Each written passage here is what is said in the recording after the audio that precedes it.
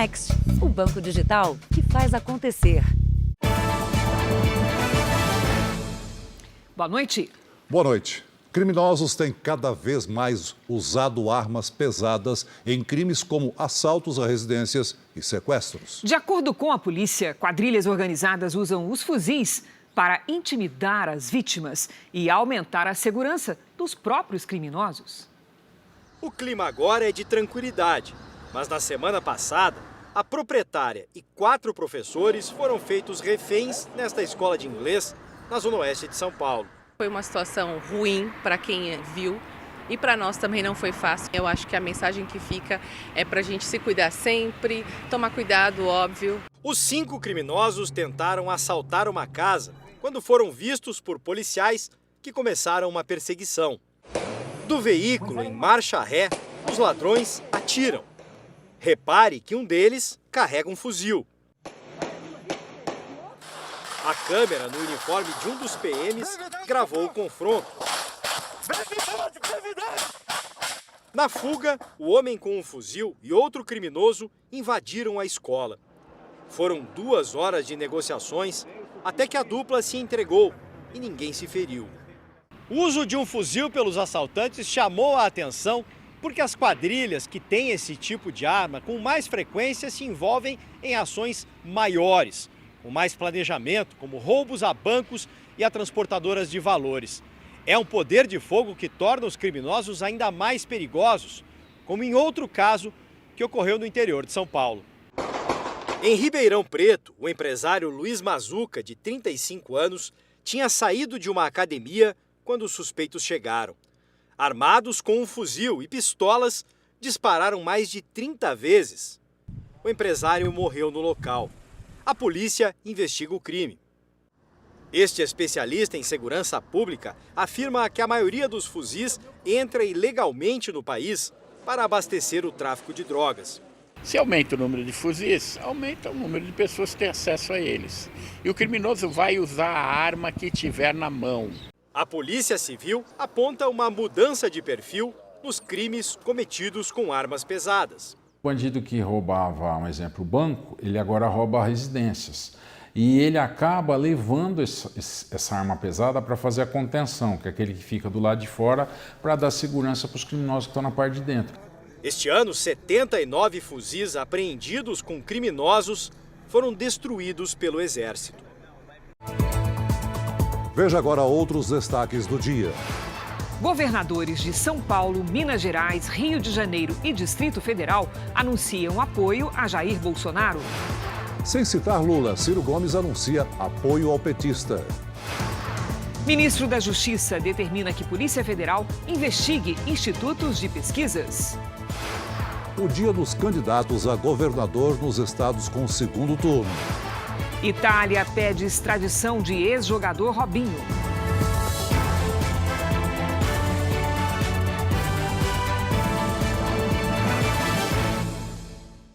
Oferecimento. O Pix no Bradesco está ainda melhor. Experimente.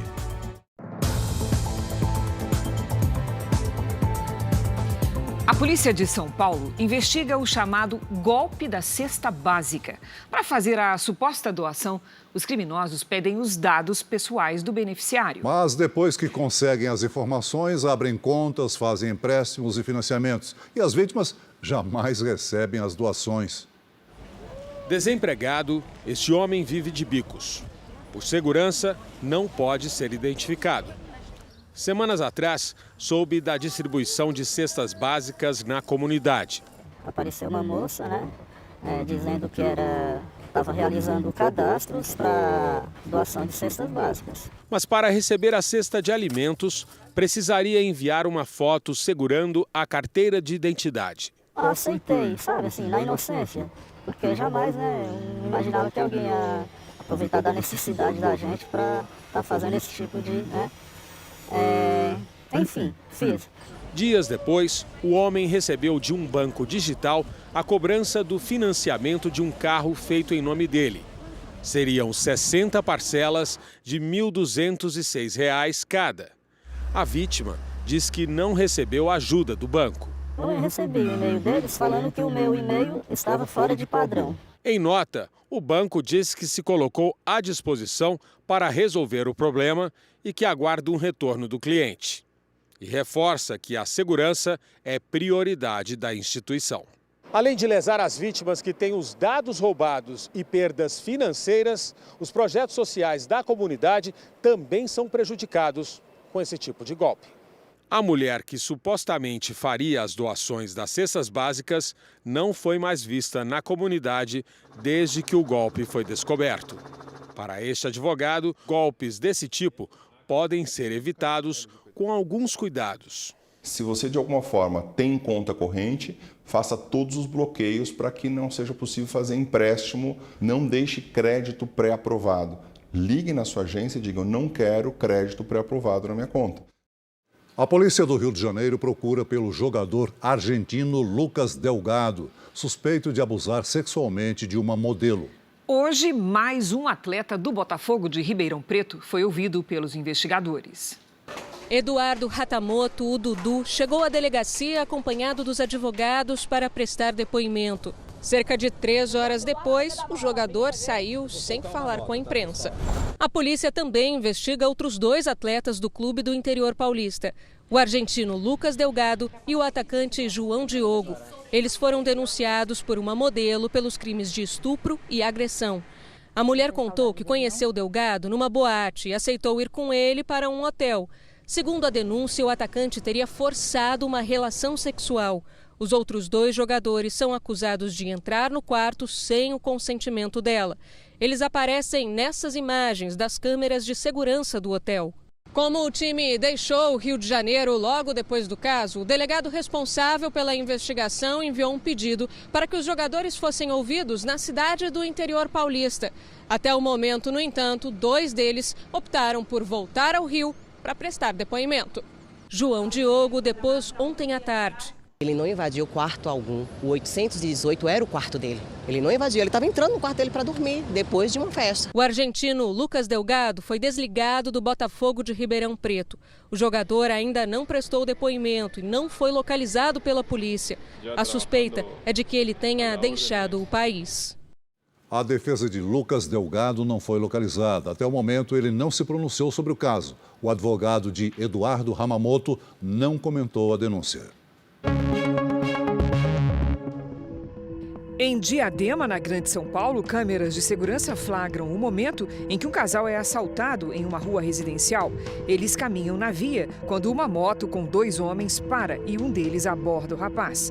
O ladrão obriga o jovem a se deitar no chão enquanto rouba os pertences e agride a vítima. Antes de ir embora, o criminoso ainda dá um chute no rapaz caído. Em seguida, sobe na moto e foge com o comparsa. A dupla ainda não foi identificada. O governador de São Paulo e os governadores reeleitos do Rio, de Minas e do Distrito Federal confirmaram hoje apoio ao candidato à reeleição, Jair Bolsonaro. A movimentação no Palácio da Alvorada começou logo cedo. A primeira visita foi do governador reeleito por Minas Gerais, Romeu Zema, do Novo, que declarou apoio no segundo turno ao presidente Jair Bolsonaro. Eu acredito muito mais na proposta do presidente Bolsonaro do que na proposta do adversário.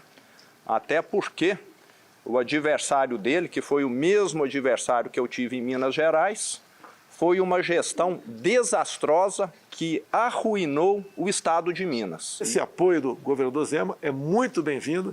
É o segundo estado, tem o maior colégio eleitoral do Brasil e é decisivo. Só quem ganha lá, diz a tradição, pode realmente chegar à presidência da República. Mais do que bem-vindo, ele é essencial. Ele é decisivo para a nossa reeleição. Bolsonaro também recebeu o apoio de Cláudio Castro, do PL. O governador reeleito do Rio de Janeiro terá uma maior participação na campanha no segundo turno. Ibanez Rocha, governador do Distrito Federal, é outro que declarou apoio a Bolsonaro. Sou presidente Bolsonaro desde o primeiro turno, então não teria nenhum motivo para mudar isso. Amanhã pela manhã eu vou estar com o presidente Bolsonaro para que a gente termine de alinhar as pautas do Distrito Federal e vamos para a campanha para reeleger o presidente Bolsonaro. O presidente também esteve com os senadores eleitos Tereza Cristina, Jorge C. Seife e Hamilton Mourão, o vice-presidente. A todos, Bolsonaro pediu um empenho no segundo turno. À tarde, Bolsonaro foi a São Paulo, onde recebeu o apoio do atual governador Rodrigo Garcia, do PSDB. Garcia também disse que vai apoiar o candidato a governador Tarcísio de Freitas, do Republicanos, no segundo turno. Portanto, o meu apoio incondicional, o meu trabalho nesse segundo turno, para que o presidente Jair Bolsonaro possa se reeleger e continuar comandando ao lado da população os destinos dessa nação. O ex-juiz e senador eleito pelo Paraná, Sérgio Moro, usou as redes sociais para anunciar que Lula não é uma opção eleitoral e que está com Bolsonaro. O anúncio de Sérgio Moro foi feito após uma conversa entre ele e o presidente por telefone. Jair Bolsonaro disse que o apoio é importante e que as divergências com o ex-ministro estão apagadas. Bolsonaro ressaltou ainda que a sinalização é relevante porque Moro mostrou o que era corrupção no Brasil, levando dezenas de pessoas a condenações quando era juiz da Operação Lava Jato. O candidato do PT, Luiz Inácio Lula da Silva, tenta apoio de partidos e candidatos derrotados no primeiro turno. Hoje, o PDT anunciou que vai apoiar o petista. O candidato do PT, Luiz Inácio Lula da Silva, passou o dia reunido com lideranças políticas em São Paulo. O PDT declarou apoio à candidatura de Lula, com a condição de que propostas como a da renda mínima sejam incluídas no programa de governo do PT. No entanto, as críticas de Ciro Gomes a Lula durante o primeiro turno causam constrangimento. O processo político às vezes descamba, às vezes no calor da emoção, às vezes nas nossas convicções. Agora, partido existe para isso. Quando ele se reúne e decide, todos os seus filiados têm que acatar essa decisão que o partido toma. O candidato derrotado do PDT acompanhou a decisão, mas evitou citar o nome de Lula. Lamento que a trilha democrática tenha se afunilado a tal ponto que reste para os brasileiros duas opções, a meu ver, insatisfatórias. O Cidadania também declarou apoio ao candidato Lula. Nos próximos dias, o candidato do PT pretende reforçar a campanha na região Sudeste. Já estão previstos compromissos em São Paulo, Rio de Janeiro e Minas Gerais. Além disso, o partido busca apoio de parte do PSDB, que liberou filiados para acordos regionais, e de Simone Tebet, do MDB. E vamos procurar personalidade, vamos procurar a sociedade civil. Tem muita gente importante querendo se posicionar politicamente. E essa vai ser uma tarefa um pouco da nossa companheira Gleice, presidente do partido. Vai ser do presidente do PT de São Paulo. E eu e a Haddad vamos ter que sair por aí fazendo campanha. Em São Paulo, Tarcísio de Freitas, do Republicanos, e Fernando Haddad, do PT, participaram de reuniões de campanha. O Progressistas anunciou apoio ao candidato Tarcísio de Freitas. A confirmação foi na sede do PP em São Paulo. O presidente do partido, o ministro-chefe da Casa Civil, Ciro Nogueira, esteve no evento. O deputado Marcos Pereira, presidente do Republicanos, também compareceu. O Progressistas é o primeiro partido a formalizar apoio a Tarcísio de Freitas no segundo turno das eleições ao governo de São Paulo. Tarcísio disse que esperava esse alinhamento, já que as propostas são bem parecidas. À tarde, o governador Rodrigo Garcia, do PSDB, terceiro colocado na eleição de domingo, anunciou o apoio a Tarcísio. A gente quer, no final das contas, transformar o estado de São Paulo. Obviamente, preservando aquilo que é bom legado. O bom legado será preservado. E nós precisamos dar nossa pitada de velocidade, que foi aquilo que a gente propôs na campanha. Nada vai ser descontinuado, nenhuma obra vai ser interrompida, nenhum convênio vai ser interrompido. Fernando Haddad, do PT, participou de um encontro com religiosos ao lado do candidato à presidência Luiz Inácio Lula da Silva. Depois do tabuleiro montado, cada um vai elaborar a sua narrativa para defender as suas propostas. Desde novembro do ano passado, eu mantenho diálogo com a União Brasil e todo mundo sabe disso. Eu acho que o PDT abriu negociação nacional, temos condição de fazer o mesmo gesto aqui em São Paulo. Veja a seguir: chuva deixa mais de 130 pessoas desalojadas em Minas Gerais. E também, o Ministério da Justiça pede que a Polícia Federal investigue institutos de pesquisas eleitorais.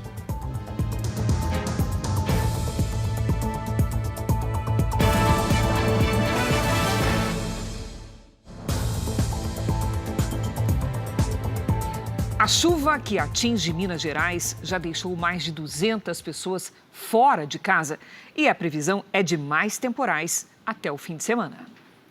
O chão do bar da Dona Mercedes ficou coberto pela água barrenta. Para ajudar a escoar, foram feitos esses buracos na parede. Ela conta que o esgoto não tem vazão e volta para dentro da loja. Essa água vem de cima aí, ó. Essas casas de cima, tudo para aqui para baixo. Moradores de vários bairros de Belo Horizonte registraram a chuva de granizo que caiu hoje à tarde. Mal começou o período chuvoso e já tem 69 desabrigados e mais de 100 pessoas desalojadas no estado. Segundo a Defesa Civil, só na primeira semana já choveu quase metade do esperado para todo o mês de outubro em Minas Gerais. Na histórica São João del Rei, região central, choveu forte e os moradores e turistas fizeram questão de registrar. No sul do estado, São Gonçalo do Sapucaí voltou a registrar chuva de granizo um dia depois da rodovia que passa ao lado da cidade ficar coberta por pedras de gelo. Em Minduri, o granizo também atingiu a serra que leva o nome da cidade. Até sexta-feira vai ser assim, muito calor e chuva a qualquer hora do dia ou da noite, inclusive granizo. Geralmente essas chuvas elas são rápidas, bem intensas, né? Então é possível esperar um pouquinho e se dirigir sempre com segurança, né? E uma chuva de granizo atingiu bairros de Petrópolis, na região serrana do Rio de Janeiro, na tarde de hoje e surpreendeu moradores. Por conta do perigo e da baixa visibilidade da pista, a concessionária que administra a BR-040 recomendou que os motoristas evitassem um trecho da rodovia que leva à cidade. O trânsito ficou lento. Previsão do tempo.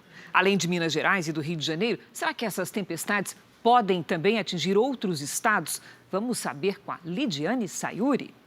Lid, boa noite. A primavera disse que veio, né? Chegou com tudo, né? E com gelo até. Gelo, que pode atingir, inclusive, outros estados e nas próximas horas. Boa noite para você. Celso, muito boa noite. Boa noite a todos que nos acompanham. As nuvens carregadas estão concentradas entre o sudeste, o centro-oeste e norte do Brasil. Atenção mais uma vez, Minas Gerais e Rio de Janeiro. O alerta vale também para o centro-sul do Espírito Santo. Chance de temporais com granizo, raios e ventania. Uma circulação de ventos entre a Argentina e o Paraguai forma pancadas de chuva no centro-oeste e em parte do sul do país. No sudeste, uma frente fria provoca tempestades. Nesta quarta, tem chance de ventania e granizo sobre Mato Grosso do Sul, Goiás e do oeste do Rio Grande do Sul até o Espírito Santo. Nas áreas claras, tempo firme. No norte e no litoral do Nordeste, pancadas de chuva. Em Porto Alegre, faz 24 graus. No Rio de Janeiro, 24 também, com garoa à tarde. Em Cuiabá, 38. Em Natal, 29 e até 35 em Porto Velho. Em São Paulo, quarta-feira com sol, muitas nuvens e máxima de 24 graus. Os temporais retornam na quinta. Vamos ao Tempo Delivery para o Carlos. Ele é gaúcho, mas nos acompanha pela internet desde Manchester, no Reino Unido. E ele vai fazer um churrasco por lá, Lady. Olha, para manter a tradição, né? Vamos lá. Oi, Carlos. Olha, churrasco livre de chuva tá difícil por aí, mas vamos lá. Nos próximos dias, tem disputa boa entre sol e nuvens, com presença confirmada do frio e da chuva isolada. Nesta quarta, chove a qualquer hora e faz até 16 graus. Na quinta, a chance de chuva diminui e faz 17. Na sexta, máxima de 16, com chuva a partir da tarde. Faça como ele, peça previsão personalizada para qualquer cidade do Brasil e do mundo. A gente espera sua mensagem pelas redes sociais com a hashtag você no JR. Cris, Celso. Obrigada, Lidy. Até amanhã, Lidy. Até. Um caminhão saiu da pista e tombou no rodoanel Mário Covas, região de Itapecerica da Serra, na Grande São Paulo. O momento do acidente foi flagrado pelo circuito de monitoramento da via. O motorista segue pela pista lateral em alta velocidade quando o estepe do veículo da frente se solta e fica na estrada. O caminhão passa por cima do pneu e o condutor perde o controle. O veículo então despenca pelo gramado. O motorista teve ferimentos leves. Veja a seguir, Justiça da Itália pede a extradição do ex-jogador Robinho. E veja também, furacão Ian deixa cidades destruídas e mais de 100 mortos nos Estados Unidos.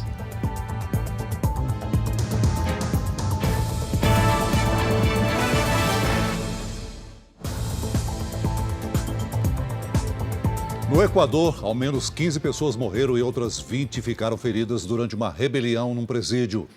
Autoridades atribuíram o confronto às disputas entre narcotraficantes equatorianos e estrangeiros. As penitenciárias no país também enfrentam superlotação. Desde o ano passado, houve 8 massacres semelhantes, com mais de 400 mortos. Um mapa usado pelo Ministério da Defesa da Rússia nas atualizações diárias sobre a guerra na Ucrânia confirma que o exército de Vladimir Putin está perdendo território. O avanço das tropas ucranianas acontece nas áreas do país anexadas pelos russos na semana passada, principalmente na região da cidade de Kherson, no sul do país. A anexação é contestada pela comunidade internacional. Mais de 200 mil reservistas russos já foram convocados e estão em treinamento para combater na guerra. Outros 100 mil ainda podem ser chamados. De volta ao Brasil, o furto de objetos de metal preocupa moradores e comerciantes da região central de São Paulo. Segundo a polícia, usuários de drogas revendem o material em ferros velhos clandestinos. Só este ano, 24 foram lacrados na capital. No centro de São Paulo, usuários de drogas aproveitam as ruas vazias durante a noite para circular com mais tranquilidade. Dentro de carrinhos ou enrolados em cobertores, carregam mais do que pertences pessoais.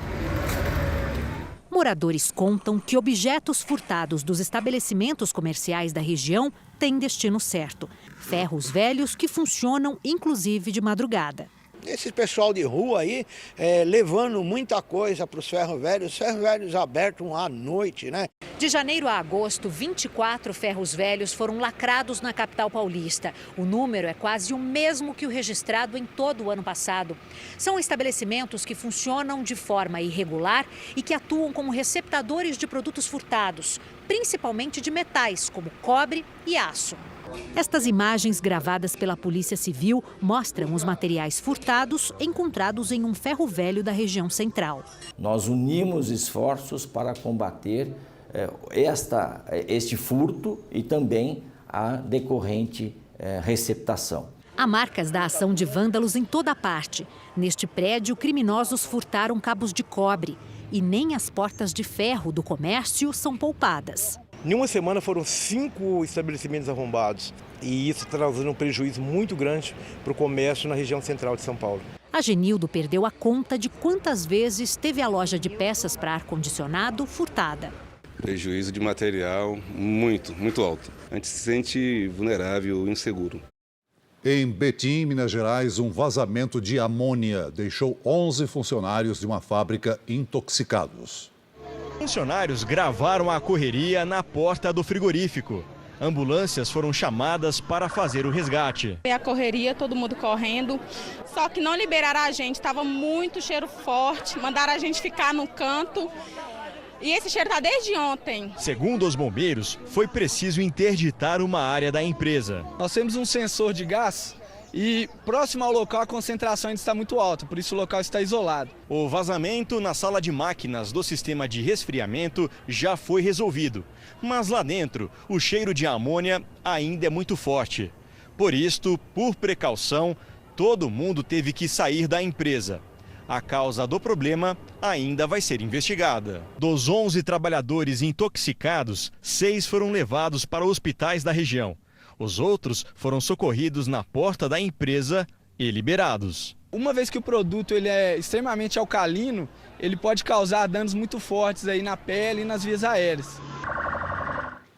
O governo italiano pediu ao Brasil a extradição do ex-jogador Robinho e do amigo dele, Ricardo Falco, condenados a 9 anos de prisão por estupro. Mas eles não devem ser enviados ao país europeu.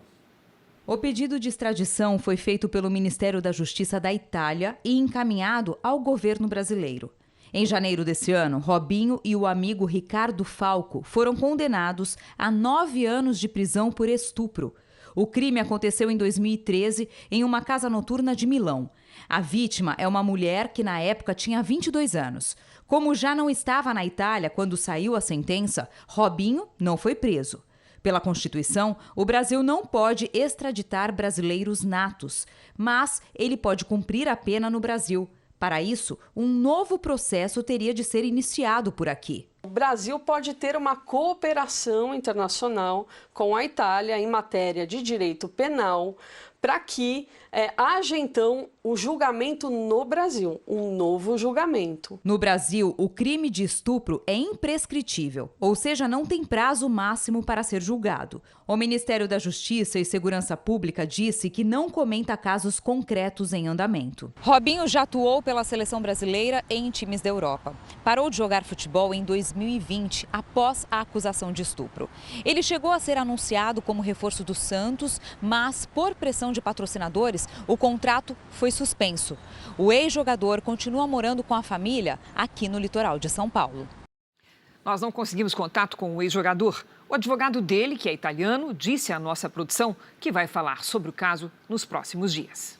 Foi exumado hoje o corpo do servidor da Fundação Nacional do Índio, Maxiel Pereira dos Santos, morto a tiros em 2019 no Amazonas. A polícia investiga uma possível ligação entre o assassinato dele e as mortes do jornalista britânico Dom Phillips e do indigenista Bruno Pereira.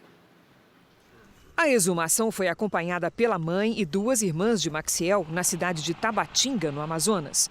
Os restos mortais do servidor da Fundação Nacional do Índio vão ser levados ainda esta semana para o Instituto de Criminalística da Polícia Federal em Brasília, onde será feita a perícia.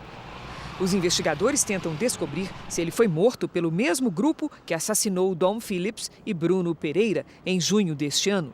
6 suspeitos estão presos pela morte dos 2.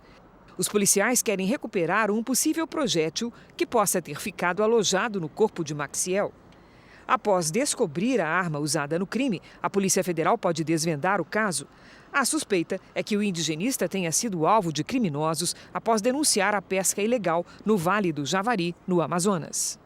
103 pessoas morreram na passagem do furacão Ian pelos Estados Unidos. Milhões continuam sem luz e as autoridades ainda trabalham no resgate de pessoas isoladas.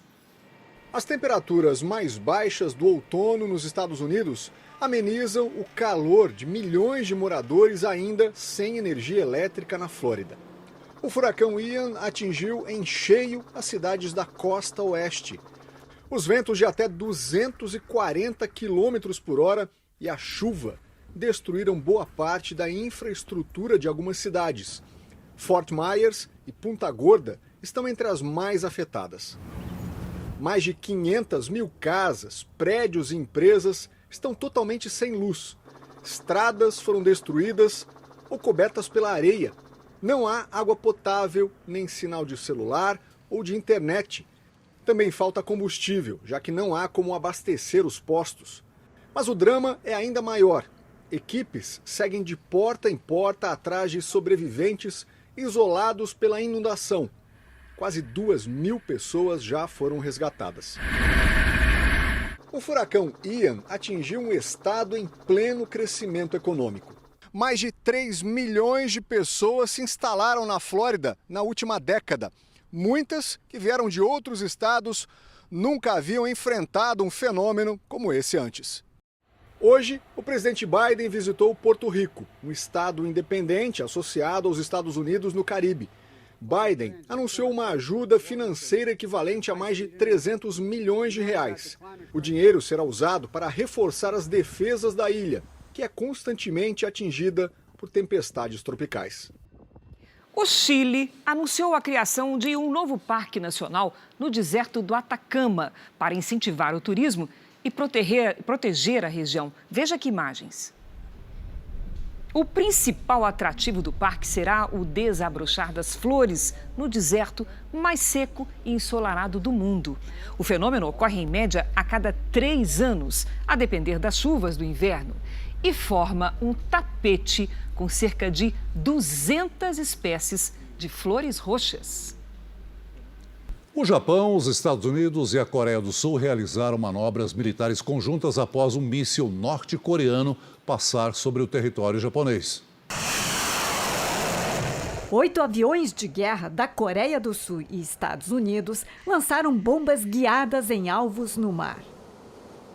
Enquanto no Japão, caças da Defesa Nacional e dos Estados Unidos realizaram mais manobras militares, numa clara demonstração da capacidade de ataque e precisão desses 3 países em resposta às provocações norte-coreanas. Na terça-feira de manhã, segunda noite no Brasil, a Coreia do Norte lançou um míssil que sobrevoou o norte do Japão e caiu no mar em águas internacionais.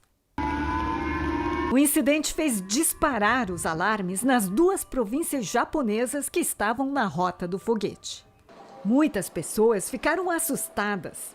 O alerta dizia para nos protegermos no subsolo, mas no meu prédio não dava. Foi terrível, diz esta moradora de Aomori. Só neste ano, a Coreia do Norte disparou 23 mísseis. Este foi o primeiro em 5 anos que sobrevoou o Japão. Em contrapartida, os governos dos Estados Unidos, Coreia do Sul e do Japão prometeram uma resposta firme. O presidente sul-coreano Yoon Suk-yeol considerou a provocação imprudente e disse que vai convocar os aliados internacionais. Enquanto o governo japonês avisou que não vai admitir uma ameaça à segurança e prometeu fortalecer o sistema de defesa. O Parlamento Europeu aprovou um projeto de lei que padroniza os carregadores de celular.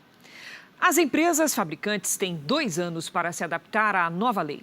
Celulares, tablets, câmeras e outros equipamentos eletrônicos devem ser compatíveis com o mesmo tipo de carregador USB.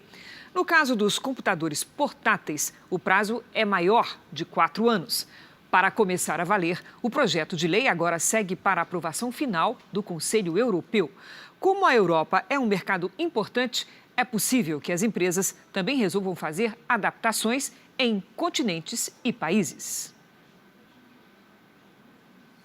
Um francês, um americano e um austríaco venceram o Prêmio Nobel de Física de 2022. Os pesquisadores Alain Aspect, John Clauser e Anton Zeilinger ganharam o prêmio pela atuação na área da física quântica, que investiga o comportamento de partículas minúsculas como os átomos, elétrons e fótons. Segundo o Comitê do Nobel, as descobertas feitas por eles criaram as bases para uma nova era no uso da tecnologia. Pesquisadores de uma universidade de Israel desenvolveram um mapeamento do cérebro que aponta o início do mal de Parkinson. A técnica pode ajudar no desenvolvimento de remédios para melhorar a qualidade de vida dos pacientes. Neste laboratório de estudos de doenças neurodegenerativas da Universidade Hebraica de Jerusalém, nasceu um dos programas mais modernos para a descoberta do mal de Parkinson. O desenvolvimento da nova tecnologia de imagens levou 3 anos. A análise é feita em uma máquina comum de ressonância magnética. A grande diferença é o programa criado pela Universidade de Jerusalém, que detecta em números o desenvolvimento da doença de Parkinson ainda em estágio precoce. O professor Aviv Mezer, que monitorou o desenvolvimento do estudo, diz que o procedimento é mais minucioso que uma ressonância comum, porque chega a partes do cérebro que um exame tradicional não conseguiria detalhar. A cor avermelhada do mapeamento revela lesões em pontos específicos do cérebro, o que pode indicar o início da doença que por enquanto não tem cura. Elior Drori é doutor em ciência cerebral e um dos pesquisadores da nova técnica. Ele explica que a detecção precoce do Parkinson pode ajudar a desenvolver medicamentos contra a doença. O Parkinson é a segunda doença degenerativa mais comum no mundo, ficando atrás apenas do Alzheimer. Estimativas da Organização Mundial da Saúde apontam que aproximadamente 1% da população mundial com mais de 65 anos foi diagnosticado com a doença. No Brasil, atinge cerca de 200 mil habitantes. O Parkinson começa em média por volta dos 60 anos, mas de 5 a 10% dos casos podem começar até mesmo antes dos 50. Também se sabe que a doença afeta mais homens que mulheres. Entre os sintomas mais comuns estão tremores, rigidez muscular, lentidão dos movimentos e perda de equilíbrio. Para o professor Mezer, pessoas com esses sintomas deveriam passar pelo mapeamento cerebral. Being able to identify Parkinson early. A descoberta precoce do Parkinson pode ajudar a desenvolver tratamentos para que o paciente viva mais e tenha uma melhor qualidade de vida, afirma o pesquisador. Em Brasília, o presidente da Câmara, Arthur Lira, e o ministro da Economia, Paulo Guedes, se encontraram hoje para negociar o pagamento do Auxílio Brasil de forma permanente. Conforme o Jornal da Record antecipou nesta segunda-feira, o pagamento do 13º para mulheres que são chefes de família e recebem o Auxílio Brasil foi confirmado pelo presidente Bolsonaro. Quem vai se beneficiar com a decisão comemorou a notícia. Principalmente mulher que tem filho, tem família, né? Muitas aí em condições de aluguel, então eu acho muito importante. As mulheres precisam bastante, né? Devido os filhos, que muitas são chefes de família, né? E tem que sustentar os filhos sozinhas, né? O governo confirma a manutenção do Auxílio Brasil de R$ 600 para o ano que vem, mas busca maneiras de bancar esse gasto adicional de cerca de 17 bilhões de reais. Hoje, o presidente da Câmara dos Deputados, Arthur Lira, se encontrou com o ministro da Economia, Paulo Guedes. A presidente da Caixa, Daniela Marques, anunciou que o crédito consignado do Auxílio Brasil deve estar disponível a partir da metade do mês de outubro. Serão, no máximo, 24 parcelas e a taxa de juros não poderá ser superior a 3,5% ao mês. E a hora que a gente consegue estruturar para pessoas em estado de muita vulnerabilidade um programa que vai dar um crédito mais acessível, com 2 anos de prazo de pagamento, a gente ajuda no replanejamento financeiro. Daniela Marques destacou ainda números do Caixa para Elas. A iniciativa já gerou contratos de crédito para microempreendedoras individuais e empresas lideradas por mulheres 6 vezes mais do que o registrado antes do programa. Na disputa pelo governo do Rio Grande do Sul, Onyx Lorenzoni, do PL, teve agenda hoje com o presidente Jair Bolsonaro. Eduardo Leite, do PSDB, passou o dia em busca de alianças. Eduardo Leite foi hoje à Assembleia Legislativa do Estado. O tucano visitou bancadas de oponentes em busca de apoio político. O candidato a vice na chapa, Gabriel Souza, do MDB, participou das articulações. Leite quer deputados estaduais no palanque do PSDB para melhorar o desempenho e virar o jogo. A gente sempre conviveu muito bem com o parlamento e é isso que a gente quer para o futuro do nosso Rio Grande. Agora é uma eleição, né, apenas majoritária, cada um já fez o seu papel para as suas eleições proporcionais e agora é focar em debater o Rio Grande, o futuro do nosso estado, né, preservar as conquistas que tivemos conjuntamente nos últimos anos e garantir novas mudanças para o futuro. Onyx Lorenzoni, do PL, se reuniu hoje com Jair Bolsonaro em Brasília. O ex-ministro conta com um apoio do presidente para conquistar o governo do Rio Grande do Sul. Onyx avançou para o segundo turno com uma vantagem de mais de 10 pontos percentuais sobre Eduardo Leite. Nessa nova fase da campanha, o candidato do PL pretende fortalecer as alianças políticas. Nós iniciamos desde ontem, na verdade, né? O contato com os partidos que disputaram a eleição em primeiro turno. Nos próximos dias nós vamos poder anunciar apoios aí, ou parcerias, né, que possam nos ajudar a construir, de novo, com humildade, muita fé e muito trabalho, a vitória no segundo turno. Do sul para o nordeste, na Bahia, os 2 candidatos ao governo do estado trabalham em busca de apoio político para o segundo turno.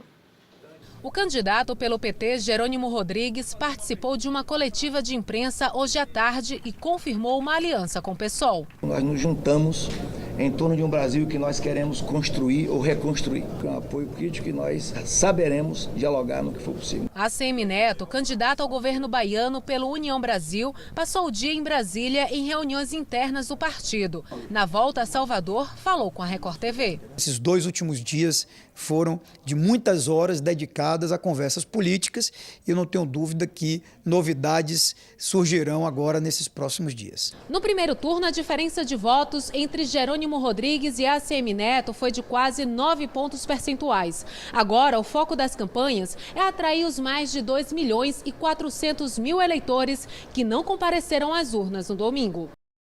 A campanha para o segundo turno começou hoje no Amazonas. Wilson Lima, do União Brasil, e Eduardo Braga, do MDB, disputam o apoio dos candidatos derrotados no primeiro turno. O candidato à reeleição, Wilson Lima, participou de compromissos de governo durante todo o dia. Pela manhã, visitou um conjunto habitacional voltado a famílias cadastradas em programas sociais do Estado e falou sobre campanha aberta ao diálogo. a gente tem dois focos, que é a questão do social e a geração de emprego e renda. Então, quem estiver disposto a colaborar com esse projeto é muito bem-vindo. Oponente do governador, Eduardo Braga passou a manhã em emissoras de TV e de rádio de Manaus. Hoje, Braga recebeu apoio da candidata ao governo pelo PDT, Carol Brás. Ela ficou em 5º lugar. Queremos agradecer pelo Amazonas e pelos amazonenses. Muito obrigado, estamos juntos. Estamos juntos. Os dois candidatos ainda disputam outros apoios. Amazonino Mendes, do Cidadania, é visto como o principal trunfo para este segundo turno. Ex-governador por 4 mandatos, Amazonino ficou em 3º lugar na disputa deste ano. Lima e Braga também querem ter no palanque o 4º colocado, Ricardo Nicolau, do Solidariedade. No Paraná, o governador reeleito Ratinho Júnior, do PSD, se reuniu com integrantes da equipe para planejar o início do próximo mandato. E Sérgio Moro, que conquistou uma vaga no Senado, declarou hoje apoio a Jair Bolsonaro na disputa presidencial. O governador reeleito Ratinho Júnior, do PSD, passou o dia em reuniões com a equipe de governo. Ele já indicou que vai manter os mesmos secretários no segundo mandato e que deve fazer apenas mudanças pontuais.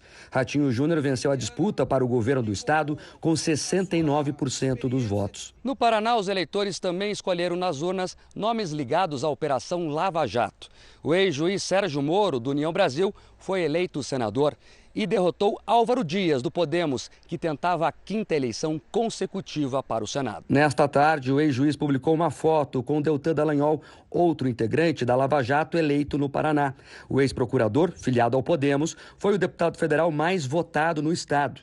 Os dois declararam apoio à campanha de reeleição do presidente Jair Bolsonaro. A corrupção é uma bandeira central dentro do primeiro pilar que eu defendo, que é a justiça. A gente precisa de combate à corrupção, de segurança jurídica para as pessoas poderem trabalhar e de reforma do judiciário. O ex-governador Beto Richa, do PSDB, também foi eleito deputado federal. O tucano não recebeu votos suficientes para assumir uma cadeira na Câmara, mas conseguiu a vaga de deputado no lugar de Joselito Canto, que teve o registro de candidatura indeferido. Joselito ainda pode reverter a decisão na Justiça Eleitoral.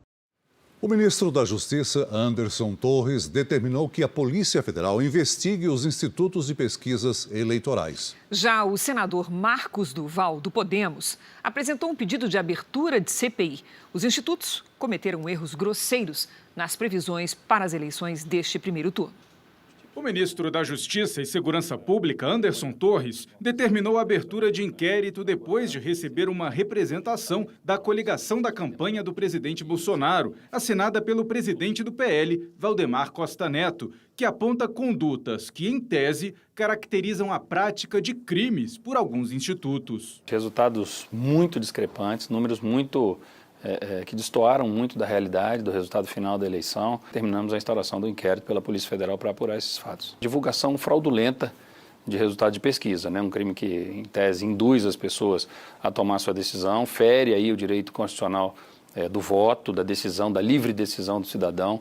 Então, é extremamente importante a apuração para evitar esse tipo de conduta. Se realmente houve, precisa ser investigado e precisa ser punido. No Senado, os sistemas das pesquisas de intenção de voto das principais empresas e institutos dessa área também podem ser alvo de investigação de uma CPI. No pedido, o senador Marcos Duval justifica que a investigação é necessária porque se constatam inaceitáveis desvios de balizamento de preferências e percentuais dos diversos candidatos, mesmo em aferições de véspera dos pleitos. Já escutamos proprietários de instituto dizendo, olha, é a gosto do cliente. Né? Quando você fala a gosto do cliente, eu vou falar, então eu quero um resultado que ciclano esteja pior e eu esteja melhor. Minha intenção era até dar início à CPI antes do segundo turno. Os questionamentos em relação às pesquisas ganharam força depois do resultado do primeiro turno da eleição presidencial ser bastante diferente do apontado pelos levantamentos. IPEC, Datafolha e IPESP são os institutos com maior discrepância com a votação real. Previam 14 pontos percentuais a mais para o ex-presidente Lula. E a diferença nas urnas foi de 5,23 pontos percentuais. Quest, Atlas Intel, Poder Data, Ideia, MDA e Paraná Pesquisas também erraram, principalmente em relação aos votos válidos para Bolsonaro. Previam entre 38% e 41% para o atual presidente, que teve 43,20% nas urnas.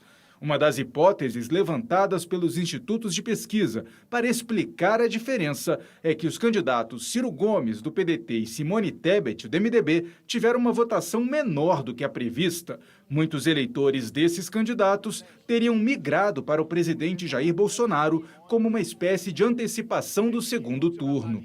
Mas muitas das previsões para os governos estaduais e para o Senado também não se confirmaram. Em São Paulo, para ficar em apenas um exemplo, o candidato do PT ao governo, Fernando Haddad, liderava todas as pesquisas e terminou o primeiro turno mais de 6 pontos percentuais atrás de Tarcísio de Freitas. O candidato do Republicanos teve 42,32% dos votos válidos. No Senado, é preciso agora conseguir o número mínimo de 27 assinaturas para a abertura da CPI. Na Câmara, o presidente da Casa, Arthur Lira, apoia a criação de um projeto para regulamentar as pesquisas e punir os institutos que errem muito, fora da margem de erro ou de forma intencional. O Jornal da Record procurou os institutos citados na reportagem, apenas o IPEC se manifestou. Argumentou que segue o Código de Ética e que as pesquisas eleitorais medem a intenção de voto no momento em que são feitas. Quando realizadas continuamente, são capazes de apontar tendências, mas não conseguem prever o número exato de votos que cada candidato terá. Uma carga de mais de 30 mil toneladas de óleo diesel importado da Rússia chegou hoje ao Porto de Santos, no litoral paulista. A chegada do combustível, que havia sido anunciada mais cedo pelo presidente Jair Bolsonaro, foi confirmada pelo Porto de Santos. A carga de 35 milhões de litros de diesel saiu do Porto de São Petersburgo, na Rússia. Novas cargas são esperadas ainda para o mês de outubro, segundo o presidente, para aumentar a competição e pressionar a queda de preços dos combustíveis no Brasil. Um círculo misterioso apareceu numa plantação de trigo no município de Ipuaçu, em Santa Catarina. O desenho foi notado hoje por moradores da cidade. É a segunda vez que a imagem misteriosa aparece no local. O Ministério Público Federal do Rio de Janeiro tem uma nova denúncia contra o faraó dos bitcoins. Gladson Acácio dos Santos, a mulher dele, Mirelle Zerpa, e outras 3 pessoas vão responder por lavagem de dinheiro, organização criminosa, falsidade ideológica e uso de documentos falsos. O IBGE decidiu prorrogar até dezembro o prazo de coleta de informações para o censo 2022. A previsão inicial de término era o dia 31 de outubro. Apenas metade da população participou das pesquisas até agora. Seguem as buscas pelo piloto de um monomotor que caiu no Rio Grande do Sul ao sobrevoar o rio Guaíba. Somente as asas e parte da cauda foram encontradas até agora. A polícia do Rio de Janeiro realizou uma inspeção no asilo clandestino fechado por causa de denúncias de irregularidades e maus tratos. Após a prisão dos responsáveis pelo local, o caso será levado ao Ministério Público. A polícia chegou à casa de repouso após denúncias. Cerca de 20 idosos que viviam aqui seriam submetidos a torturas, maus tratos e privação de comida, além de serem obrigados a tomar banho gelado. O casal Eliana Miles Fonseca e Wagner Henrique da Silva Pequeno e o filho deles, Pedro Henrique Silva de Almeida, foram presos em flagrante. Por crimes contra o Estatuto do Idoso, eles retinham também os cartões bancários desses idosos que recebiam benefícios, pensões e se apropriavam dessa quantia. A casa, que fica em Campo Grande, na zona oeste do Rio, foi interditada. A cozinha pequena funcionava desse jeito. Móveis e estruturas extremamente precários. Essa cadeira de rodas nem pneu tinha. Em cada quarto aqui da casa, dormiam de 2 a 3 idosos. E o asilo clandestino funcionava havia 1 ano e meio sem alvará da prefeitura. Os relatos são de que os idosos sofriam castigos quando se aproximavam do portão, que ficava coberto com uma lona. Uma funcionária que não quer ser identificada revela um pouco da rotina. Não tinha prato suficiente, eu tinha que esperar 2 pacientes acabarem de almoçar para que eu pudesse lavar o prato para servir. Então demorava mais ainda o almoço. Somente este ano, 6 casas de repouso foram interditadas no estado do Rio de Janeiro. E entre janeiro e julho deste ano, o Ministério Público recebeu mais de 1.200 denúncias de violência contra idosos. uma média de 6 por dia. Os idosos foram para a casa de parentes ou para abrigos da prefeitura. Um precisou ser levado para o hospital.